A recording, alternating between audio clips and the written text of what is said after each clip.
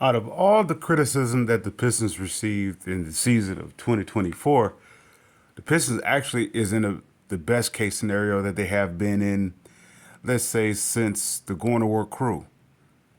They have the potential to go forward, stay young,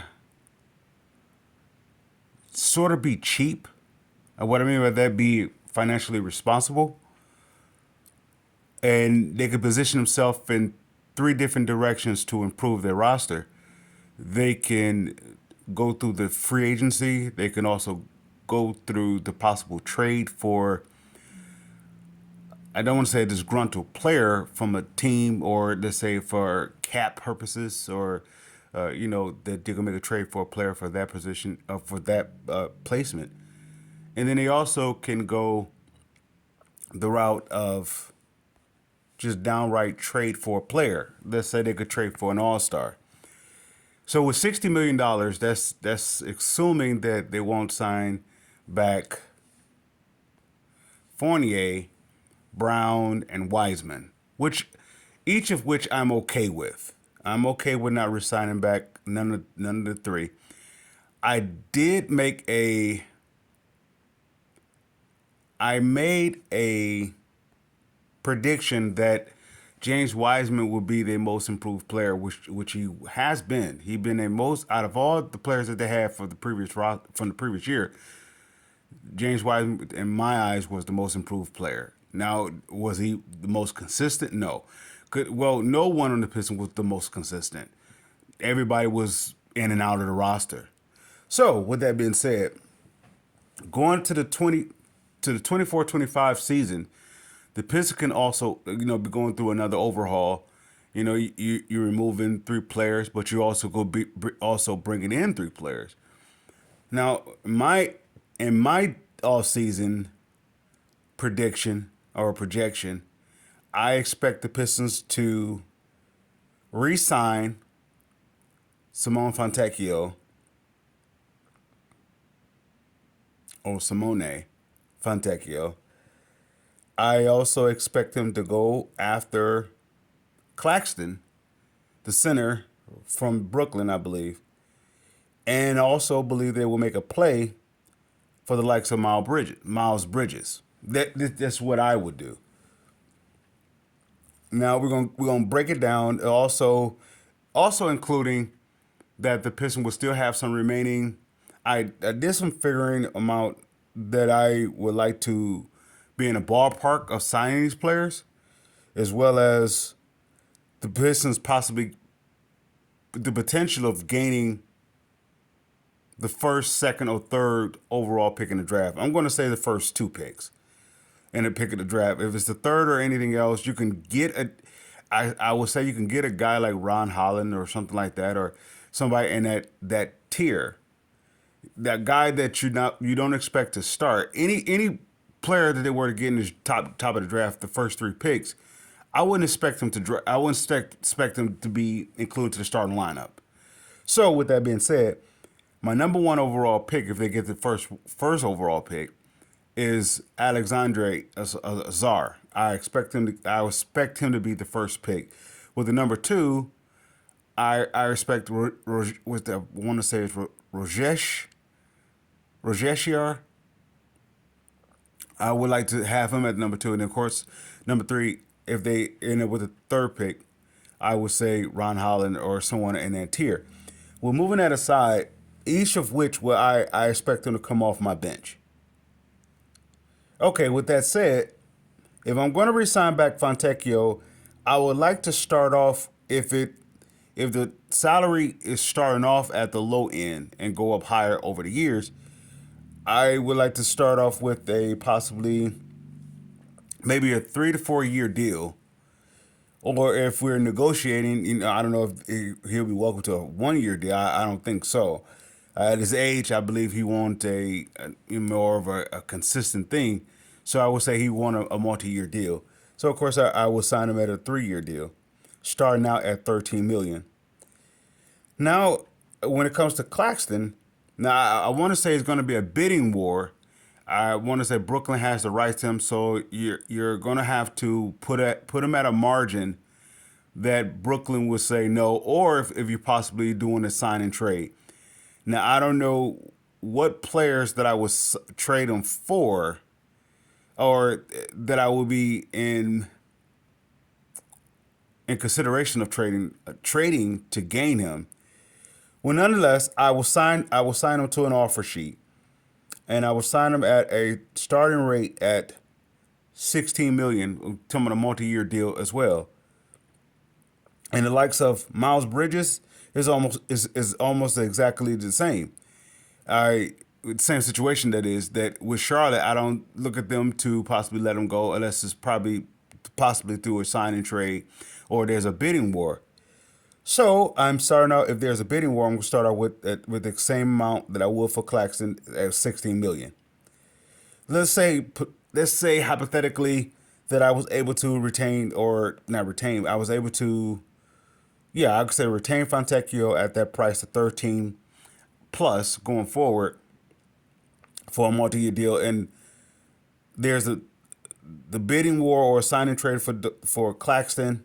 I want to say, is that Eric Claxton? Oh, Nicholas Claxton, Nick Claxton, and and for Miles Bridges, let's say if I won the terms of that, each of which all three players, I'm looking at a multi-year deal. Now, that still give me some flexibility to possibly make a trade for a player at the dead, say at the February, I think is how it goes, the February 16 mark. How is it February 16, where the players that you sign in the off season, that they could be able to be traded at a such point.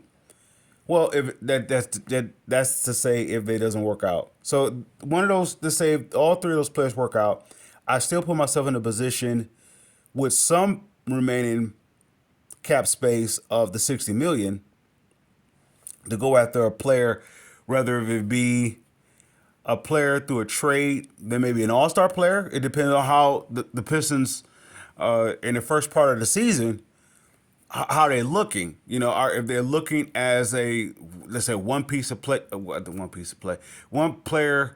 or one piece away from targeting the playoffs, not a play-in, but the targeting the playoffs, then you go after a bold move, and you may go after an all-star player that's around the 16 million mark, around that range. Maybe possibly do a trade along with that. With that being said, I will go into next year with my starting lineup as this: Sasser is my point guard, Cade is my 2, Fontecchio is my 3, Claxton as my 4, Miles Bridges as no, forgive me, Claxton as my 5, Miles Bridges as my 4. Now, my bench would be Ivy, and of course, depending on what pick they get in the draft, they may be, you're talking about from the range of number 2 or number 3, or if it's a number 1, then that kind of changes everything of bringing in Alexandre Azar. That changes maybe possibly my, not my starting lineup, but my rotation, that is. So I don't. It depends on what's available. I hear the likes of Malik Monk, but I'm not sold on him per se. I really, his game doesn't fit. Of course, the way the NBA is, it really doesn't have much of quality to it. So if you get a guy that can shoot recklessly and he makes it, they consider a good player, not in my eyes. So I put Malik Monk in that. Malik Monk, Buddy Hield in that type of category. I need someone who is a little bit more polished in this reserve role that will play along with the likes of Ivy, Asar, Duran, and Isaiah Stewart.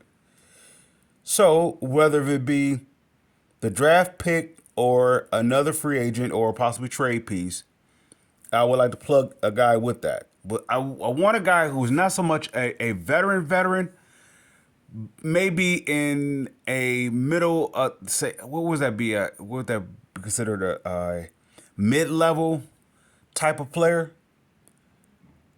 that can reserve the likes of Cade or reserve the likes of Sasser. However, I am starting Sasser. I'm starting Cade. I'm starting Fontecchio. I'm starting Nick Claxton. I am starting Miles Bridges. And my bench is okay. Potentially, you could say lottery picks.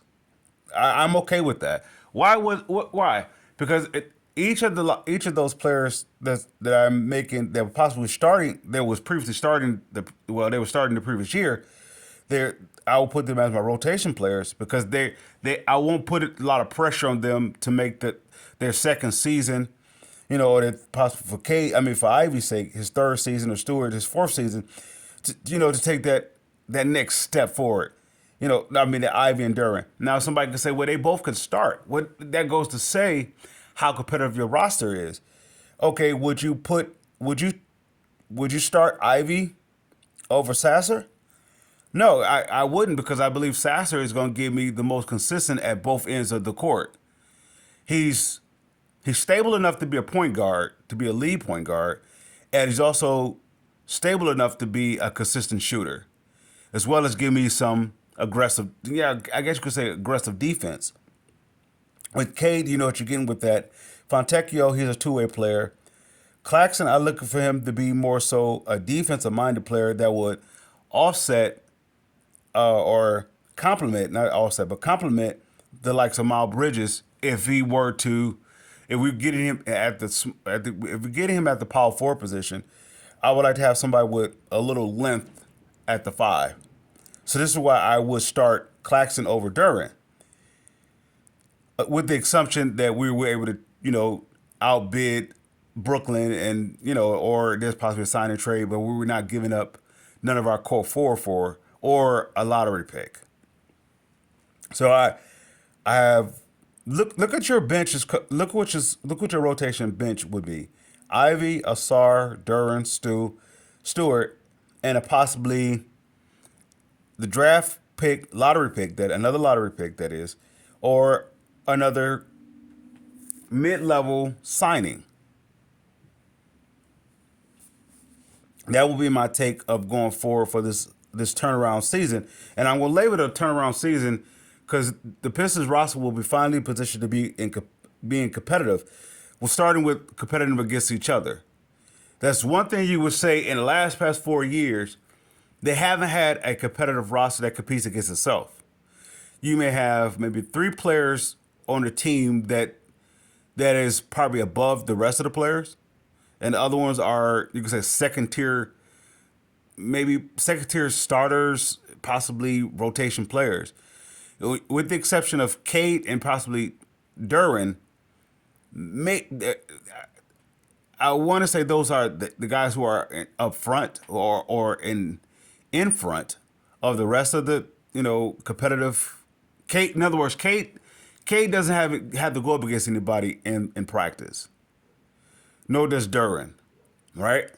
So now you're putting a little bit of I don't want to say a mano, but you're putting a little bit of someone is out to take your position. Now, of course, somebody may say, well, nobody was going to take Cade's position. No, well, nobody should take Cade's position.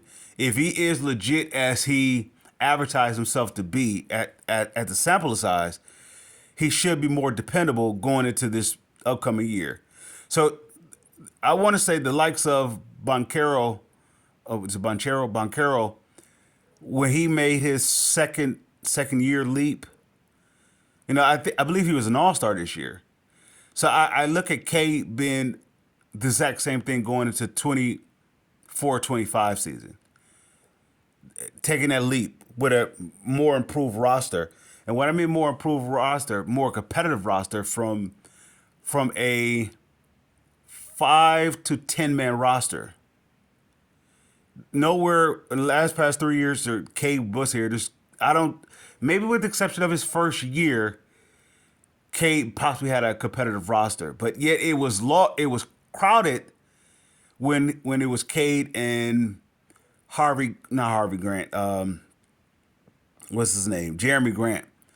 It was the roster was crowded. It wasn't equally balanced. It was just crowded.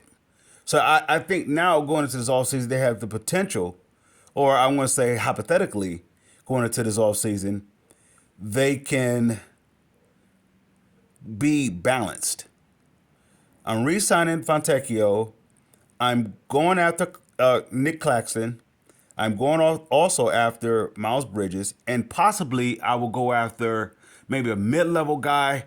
I don't want to say who's on the rise, but who is somewhat of a sleeper on maybe possibly the 6 to 8 man rotation player on another team, but looking for an extended role. I would look for that to be as my, preferably in my two guard position. I don't want I want to say the likes of someone like Contavious Pope, but yeah, that will be highly costly. But I would look somebody in that type of consistency where I can get it on both ends of the court, but at the same time is a good fit in the locker room, but equally make me as competitive. Someone I don't really have to overpay. That's why I wouldn't say Contavious Caldwell Pope per se, but I would say a player similar to that. And I would like for him to come off my bench with the likes of Ivy. So he would be a complementary piece to Asar as well as to Ivy. I like this bench. I like this rotation off the bench because I believe they can run. So even if I were to go with, say, if I were, which I don't believe will be likely for the Pistons to trade Stewart, but what if they did trade Stewart? I have now a little bit more flexibility with my bench, in terms of monitoring minutes, rotation minutes, that is. So I look at that as my Pistons upgrade, going according to the current circumstances of free agency and of course resigning some players, we're resigning a player, and with the flexibility of possibly trading for, I don't want to call it a disgruntled player on another team, but let's say for financial reasons that the player becomes a little bit, you know, expendable. And I there's a couple players that I'm going to say no off the back, even if it come out that they are expendable. The likes of Brandon Ingram, I don't care for. The likes of Mikal Bridges, no, I don't want that guy either. Zach Levine, no. I look at the players that I'm naming is all in the self same bracket. They're gonna be costly or highly costly. At the same time, they're not gonna give me the output that I need. What I need to stay young at the same time, flexible, but at the same time, players that's ready to contribute at a Cade level. Mikal Bridges, Zach Levine, Ingram. I would say they are a step higher than Cade's level.